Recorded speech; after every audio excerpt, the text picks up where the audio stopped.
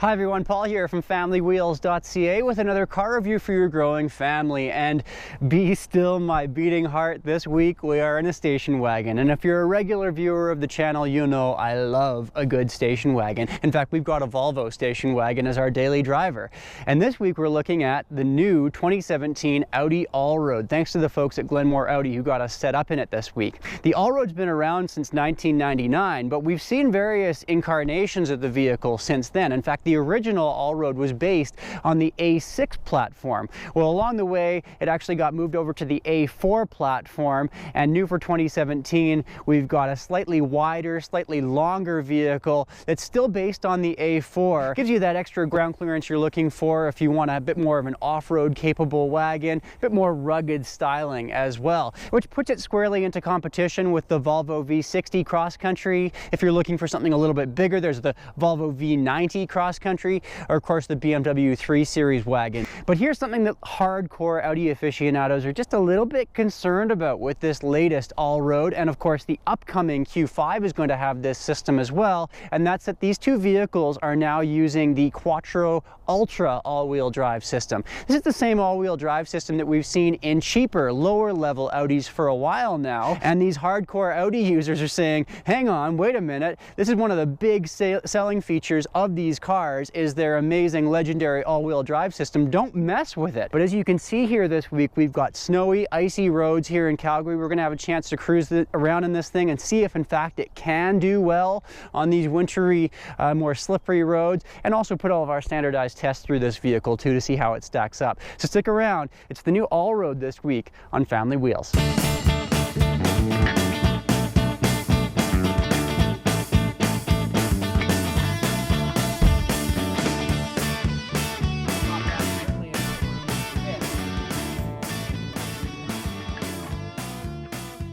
So I'm not going to mince words here this week. I'm just going to come right out and say, I really like this car. There's the exterior design of this vehicle, which I think looks so good. It's bold, it's got a very sort of go anywhere kind of look to it. It's got the same kind of outdoorsy styling that you would see in the Subaru Outback, which, let's be honest, is very similar in a lot of ways to this car. This is the kind of vehicle that people who've traditionally bought an Outback but have maybe gotten a little bit of extra cash now and are looking for a bit more refinement are gonna bump into.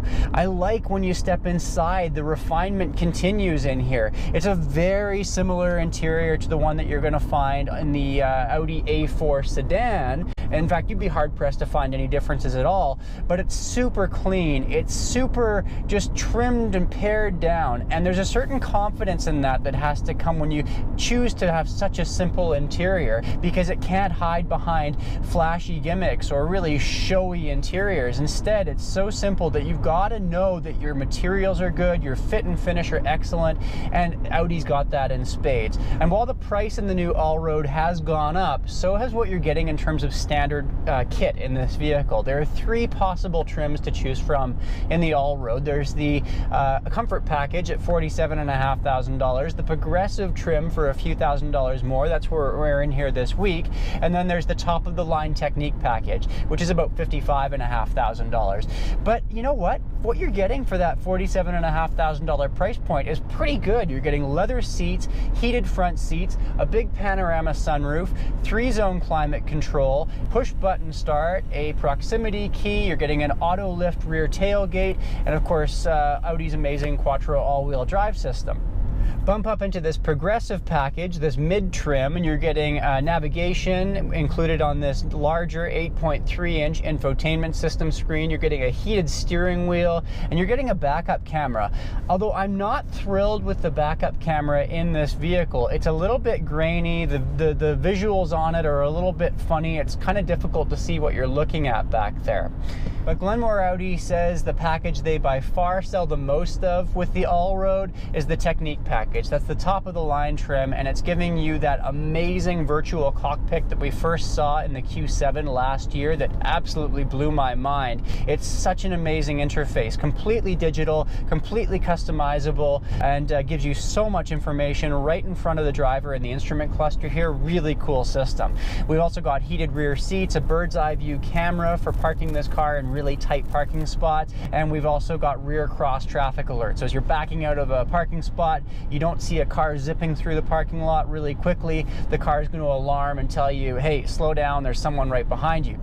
And if you like those kinds of systems that are keeping an eye on you behind the scenes, keeping you safe, there's also the $2,000 extra package, the Advanced Driver Assistance Package, which will give you adaptive cruise control, lane keep assist, forward collision mitigation, braking, that kind of thing.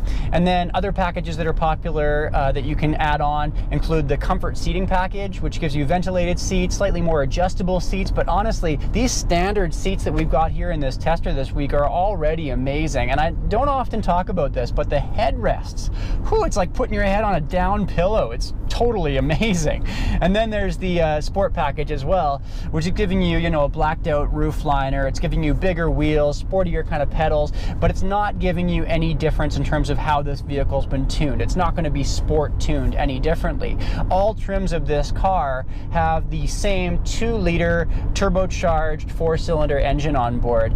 This is the 3rd generation now for this engine, so Audi's really had a chance to fine tune it. They've cranked out 30 extra horsepower out of this engine for 2017, and that means that it goes from 0 to 100 in a pretty impressive 6.2 seconds. We're seeing a lot of car companies go this way toward 4-cylinder, 2-liter turbocharged engines because you get a better fuel efficiency with still a fairly peppy ride. The downside is often that there's a pretty significant turbo lag off the line when you really go to gun it. But I'm not finding that here with the Allroad. Yes, there's a little bit of a lag, but it's nothing like we would see elsewhere, say in that Subaru Forester with the 2-liter turbo that took just an eternity to go off the line. That's not nearly the case here in the Allroad. It's a really smooth ride. I think a big part of that is this 7-speed dual clutch automatic transmission. The shifts are quick and sharp and snappy, and with these standard paddle shifters here on the steering wheel and all trims of the Allroad, you can play around a little bit in the corners as well. But Audi says that this system, this engine coupled with this transmission, is really going to help with your fuel efficiency too. We're seeing some pretty good numbers here this week. Audi says that you should see about 8.5 to 10.5 liters per 100 kilometers, and we're getting just that, about 9.5 liters per 100 kilometers as our average here this week on a mix of highway and city roads, which is way better fuel efficiency than you're going to see in a comparably sporty SUV. And that's just another reason why I really think people should give wagons a much closer look. I mean, as you can see here, I'm playing around in the corners a little bit, and despite the fact that we've got about an inch of extra ground clearance in the Allroad compared to the A4 sedan, it's sitting really nicely. I'm not getting a lot of bob in the suspension. The downside to that is that it is a little bit harsh at times. When you're going over bumpy roads, you're going to feel all those bumps. It's definitely a little bit more sport tuned than you're going to find in some SUVs, but I think that the payoff is there. You've got a sportier ride and something that feels certainly a lot more car-like than you're going to find in SUVs out there. But let's talk now about the elephant in the room, which is Quattro Ultra, this all-wheel drive system that's been incorporated into the Allroad for the first time in 2017. It's the same system that we've had in lower-tiered Audis for a while now. People are concerned that they're going to lose this legendary winter driving capability in the Allroad when we go to this system. The pitch on Quattro Ultra is that it's got a decoupling system, which essentially makes this car front-wheel drive under most driving conditions. Above 4 degrees Celsius, this is basically a front-wheel drive car until it senses that you need that extra bit of grip, and then it'll kick in all-wheel drive. And the real benefit to that is that you wind up having far better fuel economy. Below 4 degrees Celsius, this becomes a full-time all-wheel drive car, so you can deal with those icy, snowy conditions as they come up. The system is going to act on them really, really quickly. So we're in this funny no man's land here this week in terms of weather, because we've had temperatures well above 4 degrees Celsius, as well as temperatures way below freezing as well. So a real chance to test out all the different systems that Quattro Ultra has on board, and that threshold as well of 4 degrees Celsius. The roads are icy. We've got that melt freeze situation. We've got slurpy, slushy, kind of grabby snow on the side roads when it warms up. And I've found myself a patch of about a foot of snow off on a side road here. I'm going to try and get myself stuck and see if we can get ourselves out of this kind of side slope bank in the Allroad and see if Quattro Ultra can actually handle it. So here we go. Dropping in now, and the snow is pretty deep. And you can feel the system really kicking in and doing its work. It's working hard.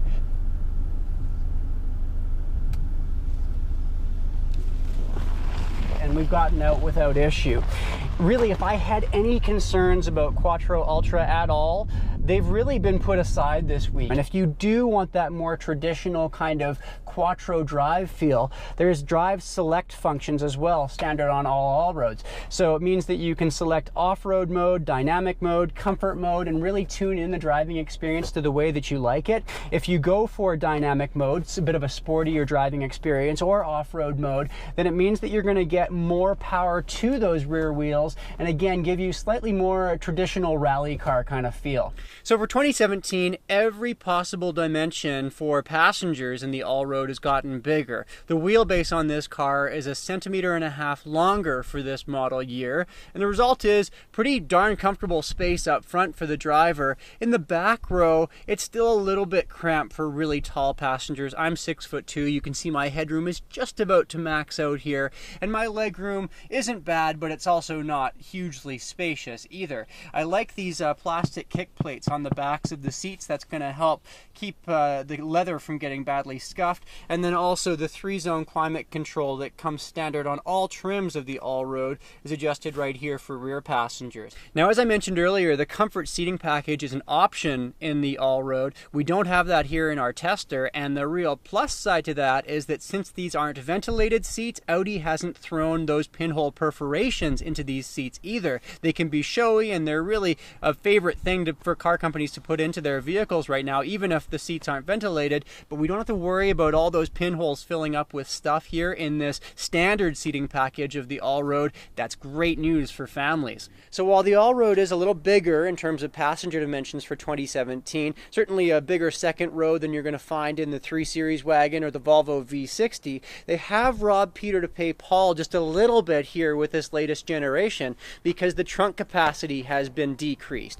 The previous generation had a 770 liter capacity, whereas now we're looking at 680 liters, and you can see that our standardized trunk test does fit just fine. A soccer ball, a backpack, a couple of bags of groceries, a diaper bag, and a fold-up stroller, but it's not going to fit in much more than that. Certainly the family dog would have a hard time fitting in at this point. It's got still a lot more trunk capacity than the V60 or that 3 Series wagon, but of course the Outback, the V90, you're going to have over 1,000 liters, so you have to weigh out just how much space you need.